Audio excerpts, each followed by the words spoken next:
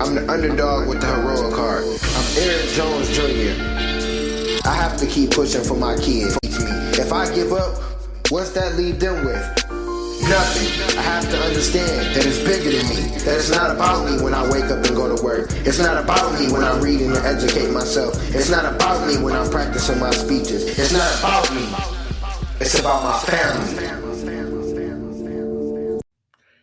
Hey. You're now tuned in to Underdog Talk. I'm your host, Eric Jones Jr., the underdog with the heroic heart, and I have conversations with successful underdogs. And today I have Miss Christine Errico, which I love because, my name is Eric, so it's something similar. She's a confidence and transformation coach. How are you doing today? I'm doing great, Eric, and thank you for having me. I'm so excited to be here. Oh, no problem. Thank you for coming on, and thank you for being able to share. I won't get into your story just yet, but we have somewhat of a similar story, so it's super dope to see another person that didn't let something that they couldn't control stop them from being great, stop them from being a successful underdog. So today's episode is brought to you by Christian DeWine. That's my clothing line, me and my son. And if you use the promo code Underdog Talk, Underdog is spelled UNDERDAWG Talk, you get 15% off. We got t-shirts, sweatshirts, hoodies. Definitely about to have the hoodies and sweatshirts. My son is so funny. He was like, I was telling him I'm about to record. He's like, yeah, you got 3 jobs. I'm like, what jobs? He's like, you got our clothing line, you got the podcast, and you're a teacher. I'm like, I guess because you don't do no work, I do all the work. So yeah, I guess I do got 3 jobs, even though it's both of our business. But he's only 8, so time will come with that. Let's get into today's conversation. Tell us where it started. Tell us how it started. What what life looked like when it started for you. Absolutely, yeah. So I was born with a bilateral cleft lip and palate, and what that means is that the roof of my mouth and my lip did not properly form when I was born. This created a gap from my upper lip into my nose and my palate. As a result, I couldn't eat properly, I couldn't drink, I couldn't nurse, there's a lot of things I couldn't do, including, talk properly. So I had more than 20 surgeries in my life to repair my lip, close the palate, and be able to function normally with eating, drinking, and speaking. My first surgery was when I was about 2 months old. I really don't remember it. And then I had a lot of surgeries when I was like 3 years old, 5 years old, 6 years old, all the way through school, all the way through high school. I had some surgeries. My last surgery was when I was in my late 20s, and that was actually my second bone graft to put the bone in my upper jaw for implants. So one of the most memorable things about having all these surgeries is that, and this is why I'm also an underdog, is my teachers told me I would never amount to anything because I missed so much school from my surgeries. And they also thought that having a facial difference meant I lacked intelligence. So neither of them obviously is true. And as I got older, I realized that I wasn't going to let my disability or my facial difference hold me back. It's actually quite ironic is that I denied that there was anything wrong with me for most of my life. For 42 years, I said there's nothing wrong with me. I'm fine. I'm normal. I'm just like the other kids. It wasn't until I actually found a Facebook group for other adults with a cleft lip and palate like me that I started to realize it's time to start denying and start accepting who I am and my facial difference and what I've been through in life. So that kind of made me open up a little bit more. I started volunteering with Smile Train, helping them spread their message and their communication. And I decided to become a coach to help other adults with a cleft lip and palate learn to overcome the obstacles they've endured, social anxiety, improving their confidence, and improving their sense of self. So that's where I am today. And my biggest achievement so far was giving my TEDx talk in March of 2022.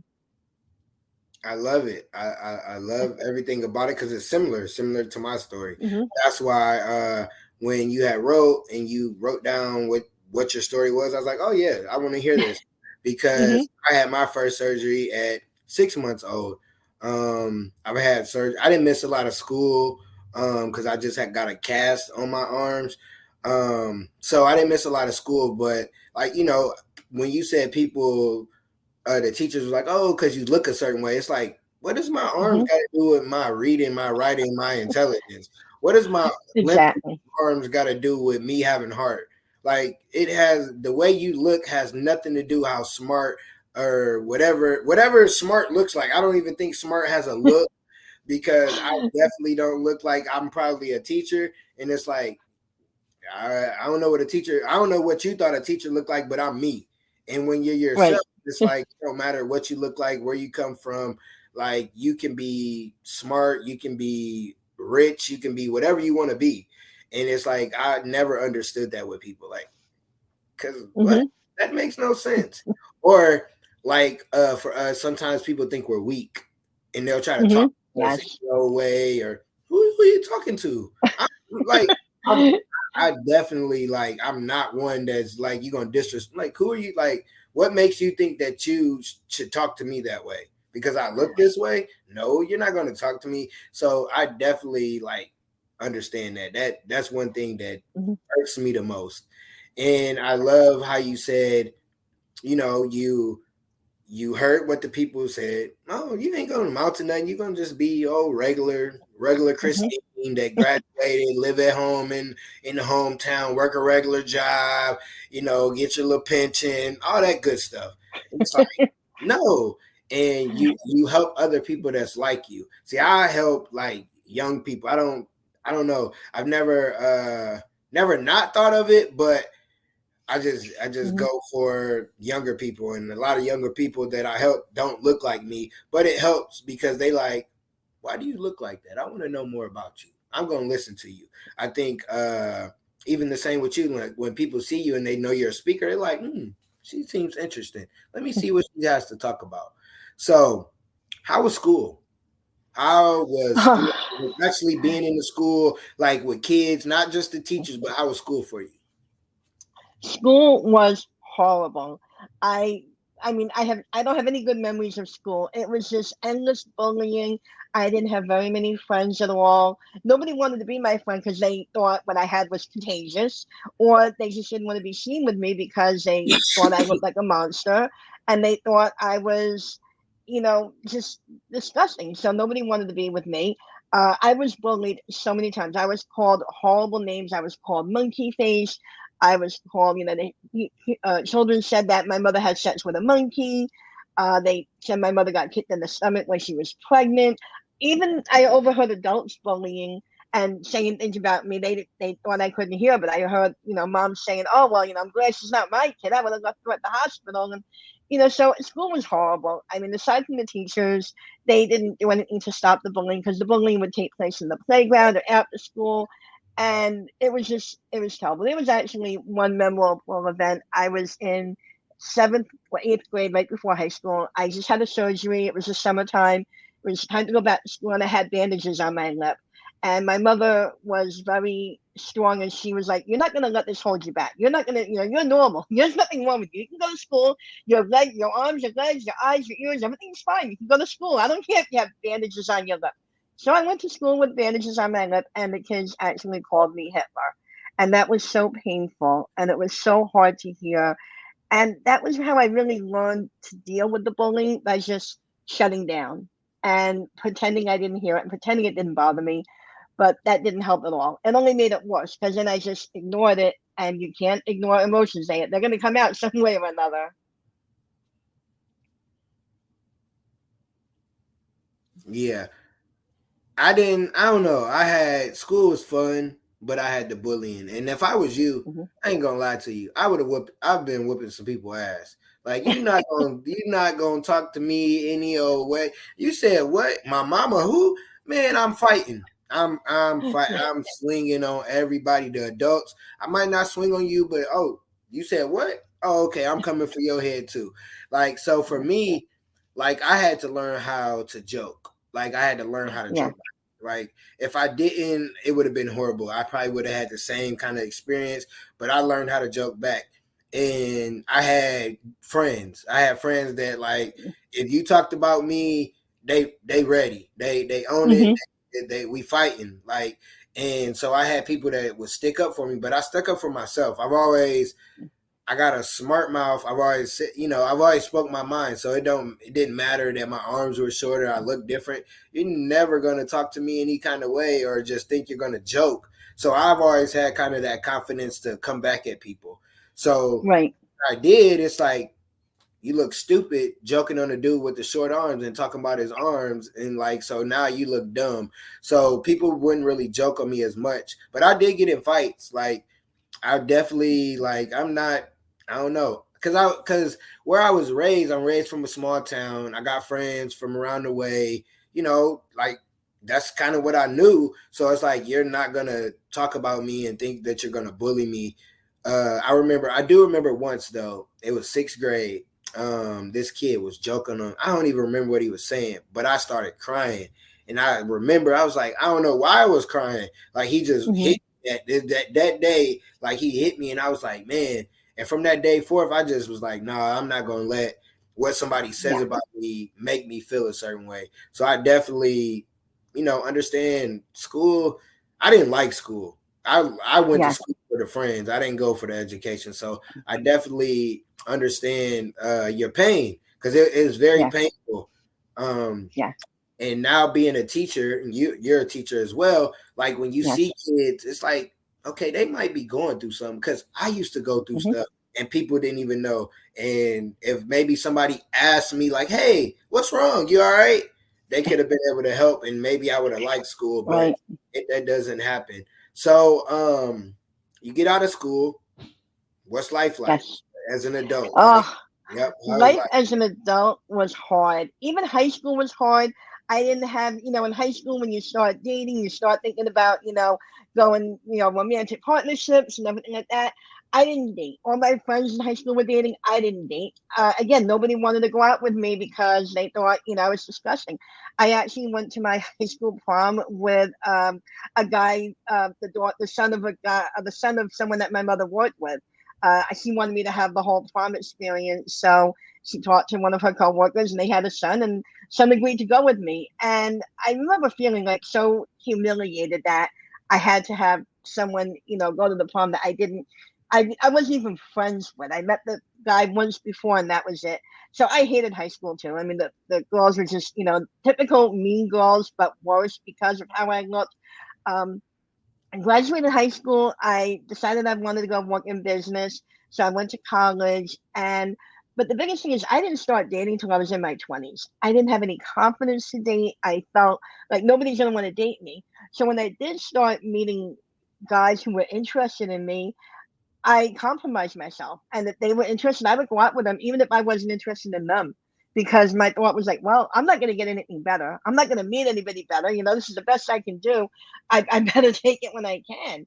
And that type of thinking actually led me into a marriage that, and it was actually abusive. It ended up being an abusive marriage. I divorced him, fortunately, but I compromised myself. I married him because I wanted to get away from home, but I also thought, here's this guy. He's gonna marry me. He's gonna, we're gonna move out of New York where I grew up, and life is gonna be great. It's gonna be wonderful. And I was like, yeah, yeah, it's okay if I don't feel the same way about him. This is my chance to get out. This is, the only chance I get. What I learned from that situation is no matter what, don't compromise yourself. Don't compromise what you believe in, and don't compromise anything, because you are worth getting everything you want. And there is people out there who do genuinely care for you, and you never have to settle just because of how you look, a facial difference, a birth difference. You never have to settle. So, moving forward in life, I was married for 10 years. I actually eventually did get divorced. I got the courage to leave him and get divorced. And that's when I really started working with a therapist to just start to process all of my childhood trauma, everything that I've been through. Like I said, I denied having a cleft lip and palate. I denied that there was anything wrong with me.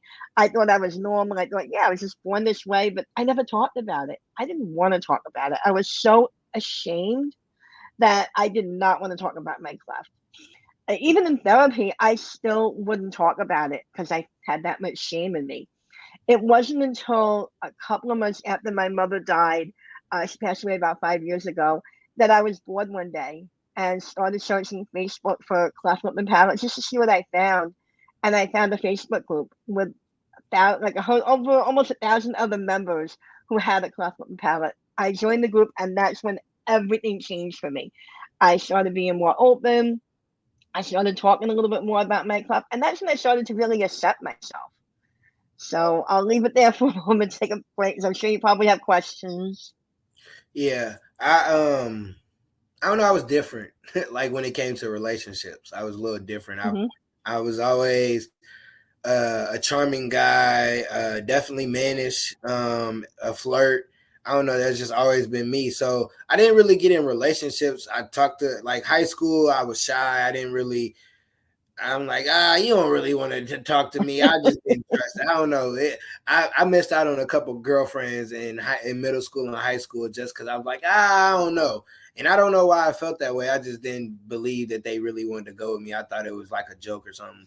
But then in college, that's when I like got the confidence. Like, okay, I can get some ladies. So I was married too. Got a divorce. Um, but I think throughout life, though, I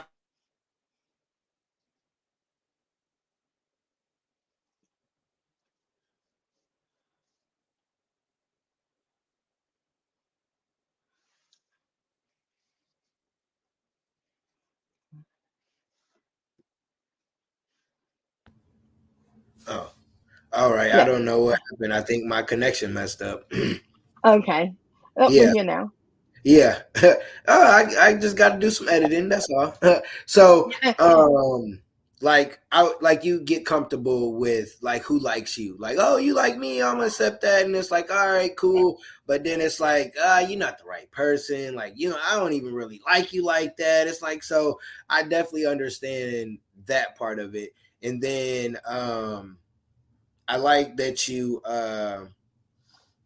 were able to leave. Sometimes people get stuck in a situation and they get comfortable and it's like, oh, this, I ain't dead. So, everything's and you keep being in situations. It don't have to be necessarily physically abusive. It could be verbally abusive. It could just be toxic in general. And sometimes we just Hmm. get comfortable, stay there, and then we're not able to be the person that we really are because we're somebody else in that relationship. So definitely understand that. But I like what you did. You said, your mom passed away. Sorry to hear that. And you were like, oh, let me look up. Let me see. Let me check it out. Hmm. Because sometimes Hmm. people don't check out. There's other people in the world like you. It don't matter if you Right. have a physical look, if you have whatever, however you think. There's other people. So community is always a good thing. That's how I kind of got started with speaking, getting in the community. They were like, oh, you got a dope story. You should be a speaker. What's that? I'm like, a speaker? What are you talking about? And they're like, like a motivational. And I'm like, okay, those dudes come in and got the suit on. Like, I ain't wearing no suit. Like, but then you get to see like people now, like, social media helps you see people all over. So you're like, oh, he's speaking. He don't do this and he don't, and because community is very Yes. important.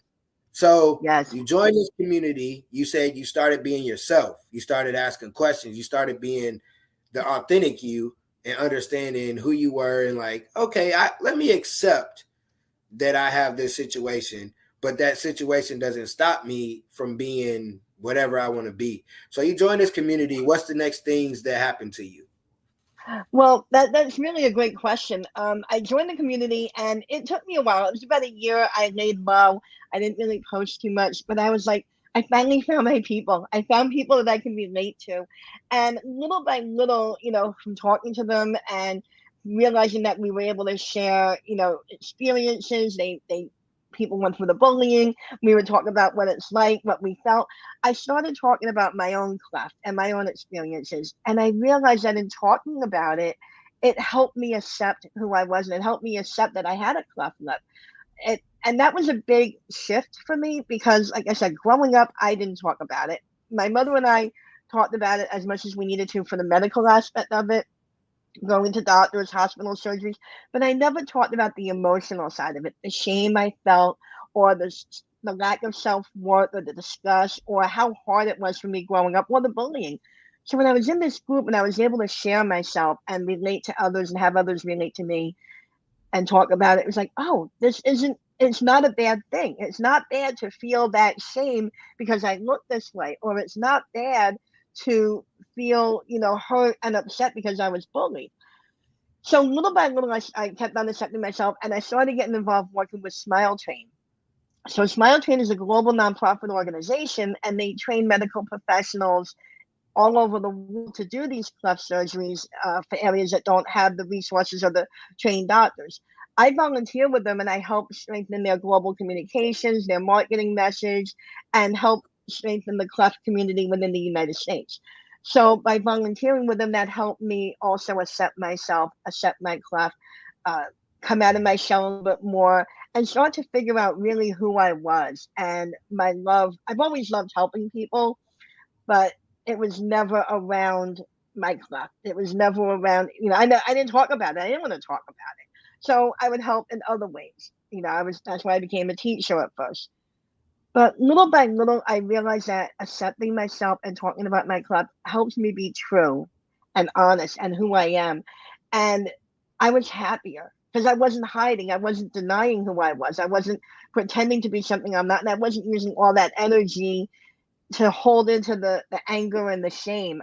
By letting it go, I just felt like, okay, now I can really live. Now I can really enjoy myself and not have to worry about what people think or how I look, or are they staring at my scars? Because if they are, they are. That's their problem. It doesn't, I don't care anymore because I'm okay with who I am.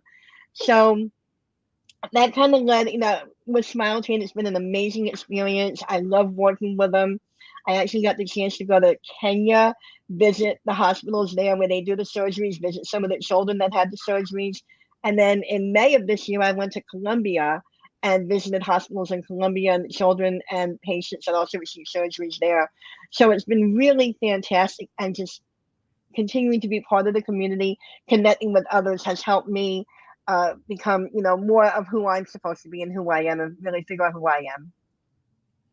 I love it. I love you said you're okay with being you.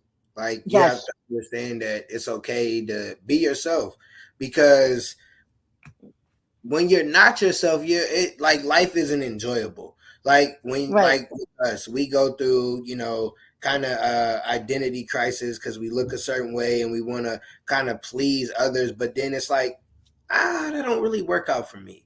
It's like when I was a kid Hmm.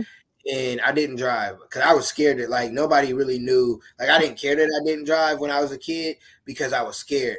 So I always rode with my friends and did what they did. It's like it was cool.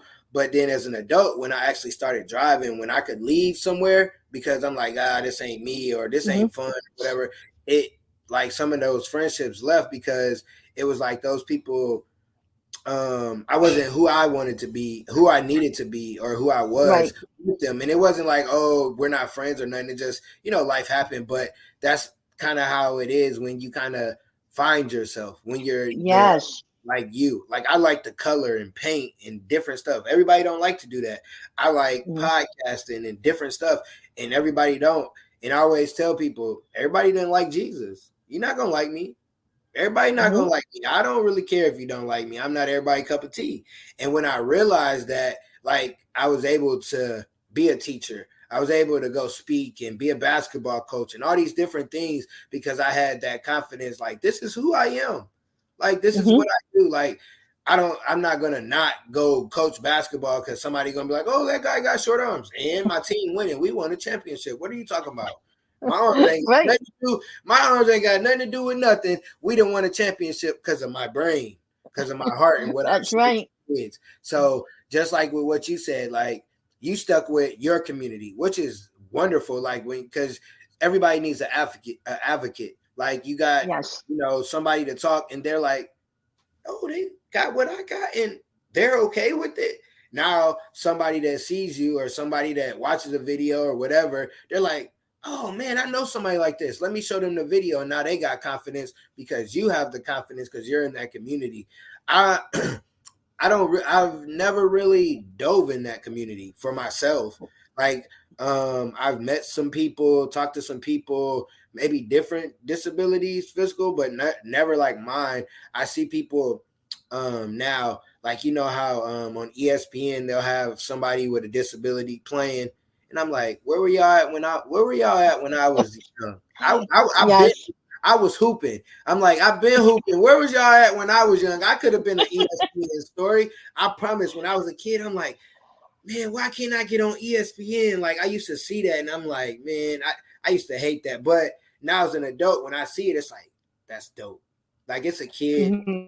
He has one arm. He's going to a D1 college. Like, he would dust me in basketball because he's taller than me and he could dunk on me. Mhm. But I would give him a run for his money. But just seeing somebody like that, like that makes me feel good. Like seeing somebody like you go out and not allow what you look like or what people say about you stop you from doing that. So as how did you become a coach? And I was sitting here thinking, I was listening to you. I was like, I know how she became a coach because the confidence came from life.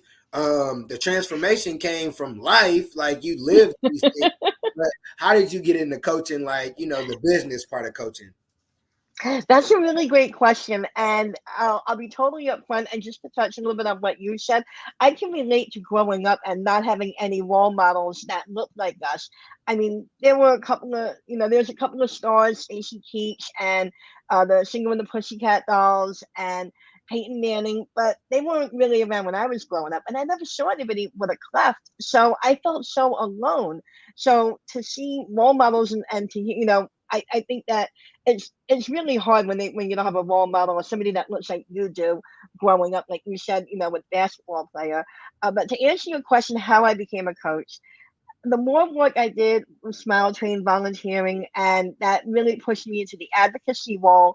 And I met so many people with a cleft lip and palate, and just by being more active in the group, I realized there was this really big missing area where adults with a cleft lip and palate like me still have all of these emotional and mental challenges that they're trying to overcome. We've been through traumatic childhood. We've been bullied. We're still bullied at times. We're still looked at differently or passed over for jobs, even today sometimes. We still deal with all of those issues. And there's medical support to repair our lip and do the surgeries. There's no emotional support to help us build that confidence, help us get over that anxiety and build that self esteem and build that self worth. And what I realized is that I can combine my teaching experience, what I've learned from teaching and what I've learned about, and, you know, those facts and my love of helping people and bring it together in a coaching capacity to help people become better and overcome their challenges. So whether it's social anxiety, confidence, the shame, wanting to have more self worth, anything. So that's how I started coaching and just building on what I've learned, using the techniques and the tips that I've learned growing up. Well, not even growing up, because like I said, most of my transformation has been within the last 5 and 6 years as an adult. But thinking back to how things were, making those connections and telling my clients, hey, I see you, I got you, I know what you're going through, I've been through that too. Let's get through this together. Let's rebuild that confidence and get rid of that shame together. We can do it. So that's kind of how I got into coaching. Understand. I love that coaching.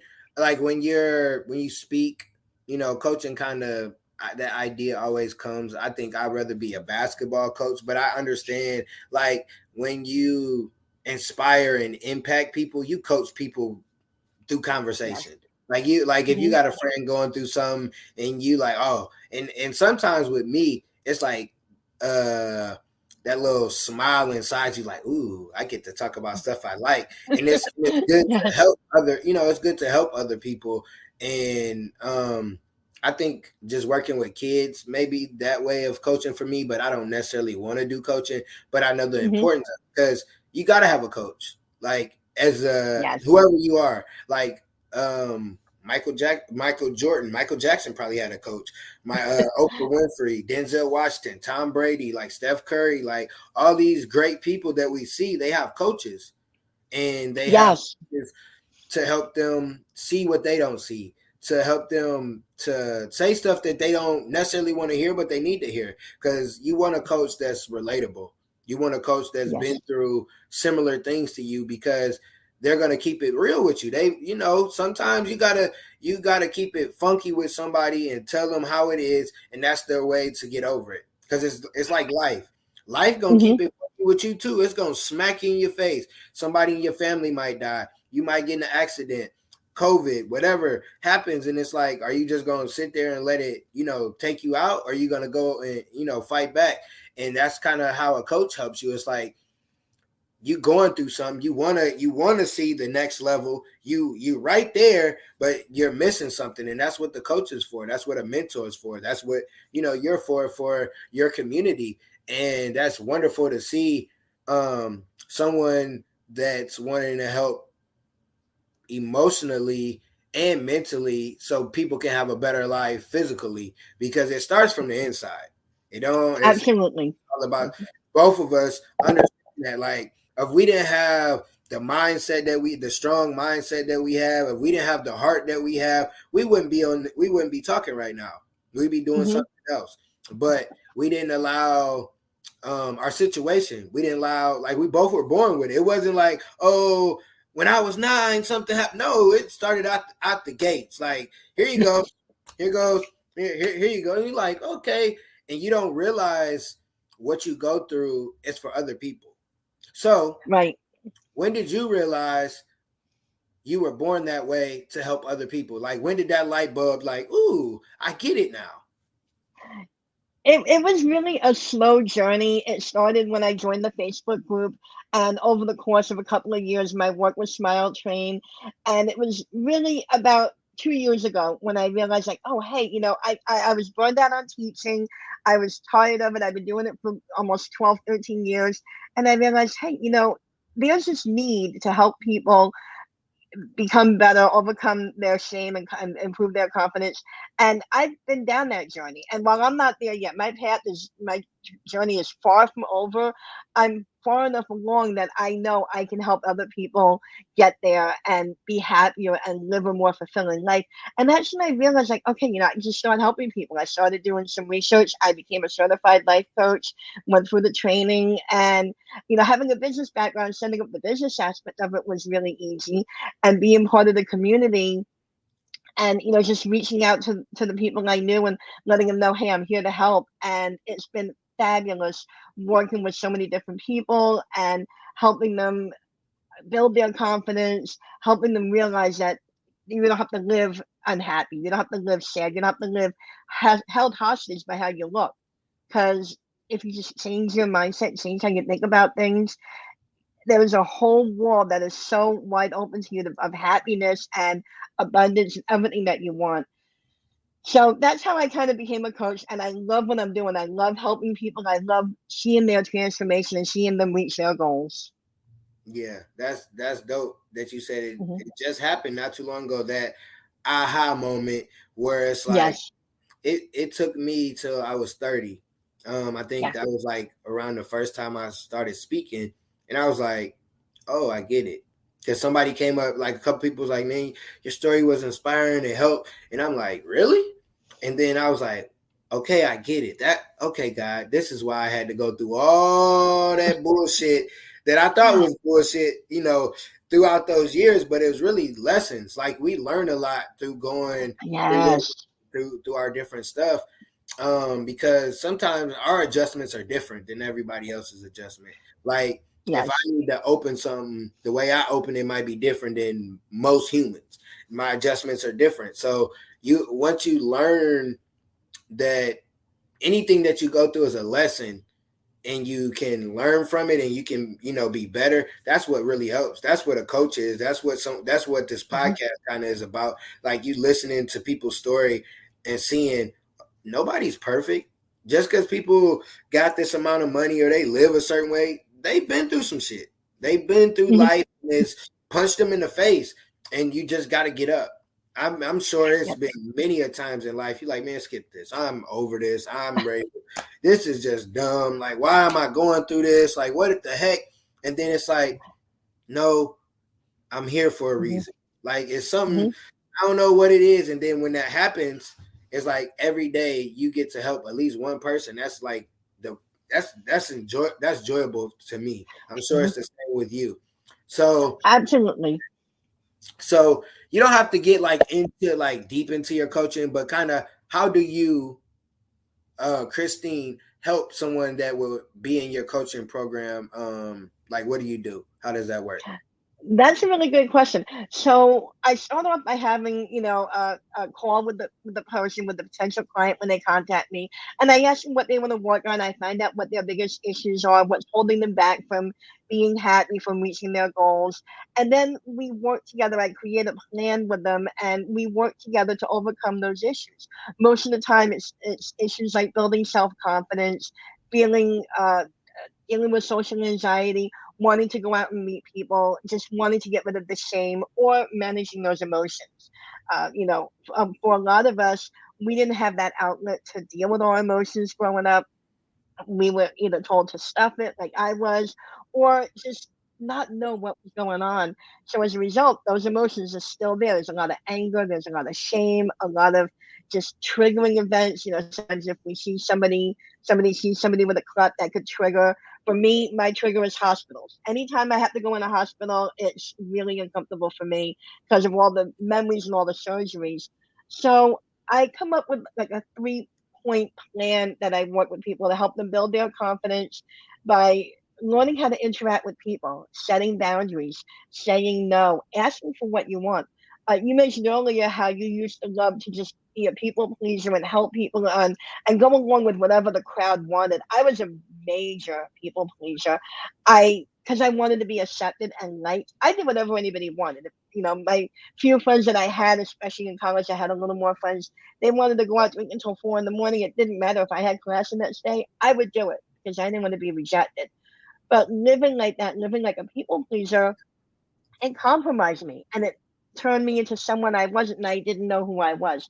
So I work with my clients to help them realize that they don't have to be a people pleaser. They can be their true self and not be afraid of rejection, not be afraid of telling people no, and also how to have the confidence to ask for what they want and work through the fear that they're not going to get laughed at, they're not going to get judged, and if they are, it's okay. It's not going to hurt them because we've been through so much more than just someone laughing at us and someone judging us and someone telling us no.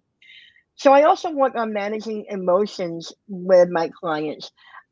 Just the other day, I was talking to a client. I was actually talking to a friend, and she got very triggered by something from her past. And so I helped her get grounded. I work on mindfulness, uh, be living in the present, because it's so easy to live in the past and be full of anger or hatred that we were born this way, or full of anger and hatred that people treat us the way we do, and that there's not more role models out there that look like us.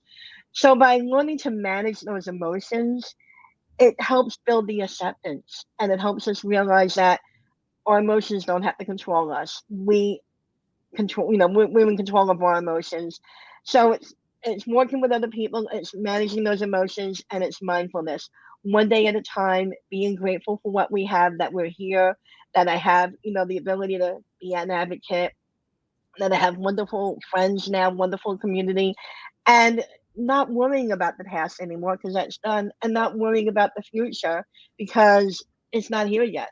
And just living in the moment is just, it makes you happier. So I come up with that plan and I work with the clients, and I'm very client oriented based on their needs that they have. Sometimes you go through examples. Clients says, well, yeah, I went out to dinner, the other night and my food came out wrong, and I took the chance and I sent it back and I said, this is not what I wanted, which maybe in the past they would have just taken it and not said anything.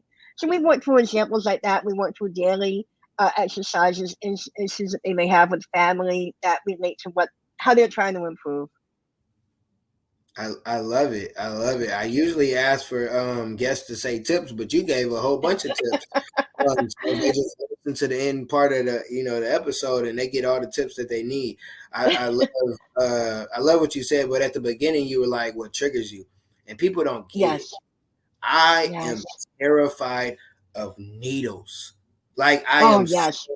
terrified. Like people don't get it. Like, oh man, you ain't been to the hospital, you ain't had the surgeries, Hmm. you ain't been poked as many times as I've Hmm. been poked, and the vein ain't been found. Like I hate them. Like I had Yes. to get teeth pulled out. I'm like, no, you got the needle. And the last time I did it, the lady poking me and poking and all. And I'm just like, I closed my eyes because I'm like, I got to get this tooth out because it was so painful. So I had to suck it up. But like, I'm very like, and I don't like hospitals either. Like, Mm-hmm. nah, I'm good. Like, I don't really need, Mm-hmm. no, I don't like, because we've been there so much. Like, people Yes. don't that. It's not like if somebody's in the hospital, like you got to be real, real close to me for me to come visit. It's nothing towards you. I just don't Yes. like hospitals. Like I Mm-hmm. don't like the Yes. white sheets. I don't like none of that. Yeah. The food, Yeah. the smell, how cold it is. Like Yes. I hate it. But I Yes. love what you said. Like how you help people, and it's because of what you went through. Is what you've overcome, and Mm-hmm. it starts with the mind, and it starts from within inside you. And if you Mm-hmm. don't work on within inside you, it don't matter how handsome you are, how beautiful you are, none of that. If like you could lose weight, you could get a big butt, you could get you could get muscles, whatever the case may be. But if you're not who you are on the inside, then it doesn't really matter. And we both understood that you had to work on the inside rather than work on the outside. Absolutely. So Absolutely. can I get a quote? I need a quote. It could be your quote. It could be whatever the case, some you read, but I need a quote from you. And then after the quote, tell people how they can reach you, how they can find you online. Okay, so I actually have two quotes. My favorite quote is my favorite Disney princess Elsa, and I say let it go. Let go of the past, let go of the emotions, just let it go. But my other quote is also just be yourself. Be true, follow your heart, follow your instinct, follow your gut, and you will never go wrong. And so I would love to connect with people, the community. I love to talk to people. I'd love to find out if, we'd be a good match to work together. I can help you. So you can find me on Facebook, CoachChristineErrico.com, or on Instagram at Christine_Errico.com. Very easy to find. You can also, I know we didn't really get to talk about my TED Talk. I gave a TED Talk on growing up and living with a cleft lip and palate. If you look for me on YouTube, the TED Talk is there. Um, so I invite you to watch it and just send me a message on social media and I'll reply. We didn't. I love those quotes. Very simple Hmm. quotes, but they're very powerful. And being a kindergarten teacher, I definitely know the song "Let It Go" because you got to play it every now and then. Of And course. about being yourself. I'm. It's for me. I made a shirt because I got a clothing line out, and it said "a lovable asshole." I know that doesn't fit everybody's life, but that's me. I accept who I am. I'm a very kind person, but I'm gonna keep it funky with you, and that's just Hmm. who I am. And you found who you are, and you're able to help people. And we definitely didn't talk about your TEDx. That is something dope. We can like so you don't have to talk about the what you well you can talk a little bit what you talked about because you said the title, but how did that opportunity happen for you? Well, I'll try to keep this short. I know we're running a little bit out of time. I always wanted to be a TED speaker ever since I first saw my first video. I don't know, probably about 20 years ago. I saw the videos. I always liked them. I always wanted to be a TED speaker. I never thought I would have talked about my cleft lip and palate. I thought I would talk about teaching, accounting, something like that, because that was back then. I was in denial about who I was. Once I started doing the advocacy work and really figuring out who I was and ready to talk about myself and talk about my club, I realized I can share my message with the world. But more importantly, the society and the public didn't know much about cleft lip and palate, and I wanted to educate. And I said, what better platform than the TED platform to educate and to tell people about cleft lip and palate and what it's like and what we go through. I was inspired actually also by another person I met in the group. She has a cleft lip and palate, and she gave a TED talk, and she kind of inspired me. So I applied. It took 3 tries before I was accepted. Refining the application, refining my talk, keep trying. But that's what I am. I persevere and I'm determined, and I don't give up easily. So I finally got accepted. It was the experience of a lifetime. It was incredibly hard work, but so rewarding and so exhilarating to be able to get up on that stage and share my experience and talk about what I've been through, talk about my work with Smile Train. I went to Kenya, I visited the hospitals there and see what I saw and the people I met.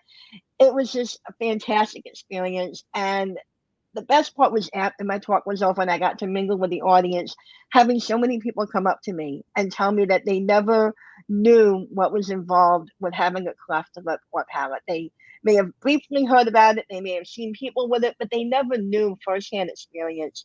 So talking about that and feeling like, okay, I've educated people today. I did my what I wanted to do. That was just my heart was full and my heart was overflowing with that, and it was amazing.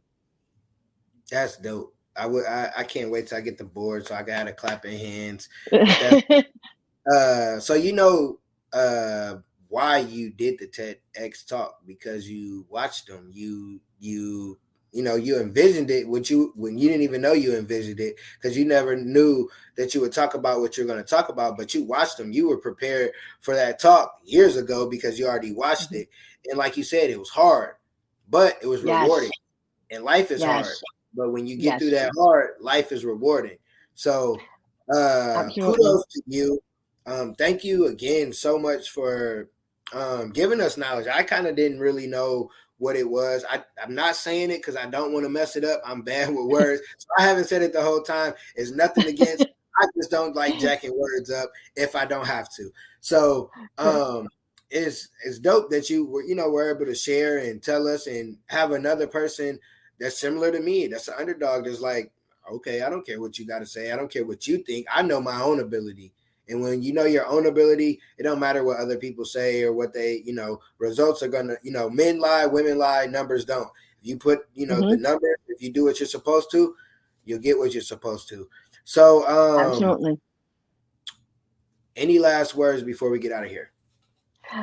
Thank you very much for having me. And I just love to tell all of your listeners, believe in yourself, stay strong. You can do anything you want. Don't let your limited don't let yourself hold you back. If you want something, go after it. Ask for help. There's no shame in asking for help. And you are so worth it, no matter what. And if Eric and I could overcome the things we did, anybody can. And on that note, peace, one love.